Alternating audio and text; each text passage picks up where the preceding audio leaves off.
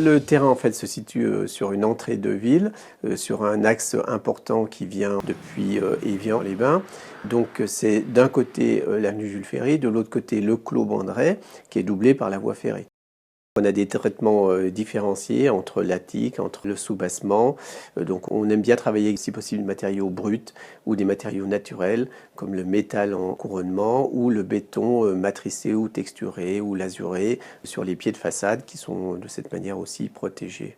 On a le bâtiment qui vient vraiment s'immerger au sein d'une végétation très très dense qu'on va pouvoir reconstituer, qu'on va laisser en fait même transparaître au sein des porches qui donnent sur la rue. Et puis on va travailler ce jardin au rez-de-chaussée de façon très détaillée. Et puis en fait on va retrouver aussi la végétalisation aux étages. Un des soucis dans notre travail de conception, c'est de toujours avoir à l'esprit le bien-être et comment les futurs habitants vont vivre les espaces que l'on crée. Nous voulions investir dans notre région, profiter du cadre, la proximité de la ville. Nous, ce qu'on a bien aimé, c'est qu'il y ait 3 bâtiments. C'est pas trop grand. On a recherché à chaque fois que c'était possible des orientations multiples pour les logements, orientation côté montagne, côté lac, à chaque fois que cela est possible. On a des vues tout à fait intéressantes et belles sur nos montagnes environnantes, la Doche qui est à proximité, le mont des Hermones. Donc tout ça crée une ambiance qui est quand même tout à fait favorable pour les futurs habitants. On a surtout regardé l'architecture. Après, on ne s'est pas trop inquiété de la vue, puisque de toute façon, le lac est à côté, et puis on y est vite pour aller le voir. On est à 1 km du centre-ville, donc il n'y a pas de problème pour sortir le soir, pour partir travailler. Pour moi, c'est facile, je prends le bateau pour aller travailler à Lausanne, et j'en ai pour une dizaine de minutes à pied. Évian, la voiture, j'ai 12 minutes pour aller au travail. Nous, personnellement, on n'utilise pas le M1 Express, mais la gare est vraiment toute proche aussi. On travaille avec des palettes locales, surtout avec des choses qui sont résistantes et adaptées en fait, au site.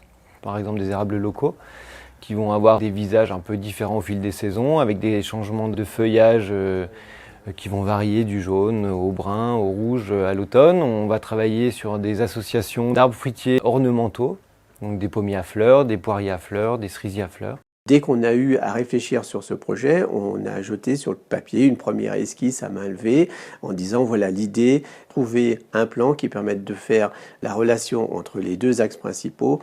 D'emblée, on a pensé à un plan en peigne. Il y a eu un travail énorme avec toutes les équipes de maîtrise d'œuvre, économistes, ingénieurs, etc.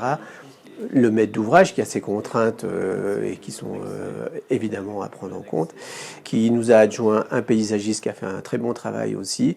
Le volet sur lequel on travaille, c'est également le volet écologique, avec des nichoirs, avec des petits équipements qu'on appelle de biodiversité, avec des pierriers, avec des tas de bois, de la récupération, des choses simples mais qui vont inviter la petite faune à retrouver un peu sa place au sein de la résidence. Le point d'orgue de cette réflexion paysagère, c'est vraiment le bien vivre. Et je pense que c'est quelque chose qui nous a tenu à cœur dès le début, en voulant recréer ces espaces de vie, avec cette reconstitution de forêt urbaine qui va, elle, apporter aussi tous ces éléments de fraîcheur qu'on recherche de plus en plus l'été. Le fait d'avoir 2 niveaux de parking en sous-sol, effectivement, c'est un avantage aussi à ne pas négliger. Au final, quand je regarde l'esquisse d'origine et que je regarde le projet tel qu'il est aujourd'hui, eh bien, on retrouve exactement ce qu'on avait jeté sur le papier il y a plus de 2 ans en arrière. Ça veut dire que l'idée de départ, elle était bonne. On a su fédérer autour de ce projet tout le monde, y compris le maître d'ouvrage qui nous a suivis, qui nous a accompagnés sur la qualité qu'on voulait apporter, sur les jardins suspendus, les patios, etc.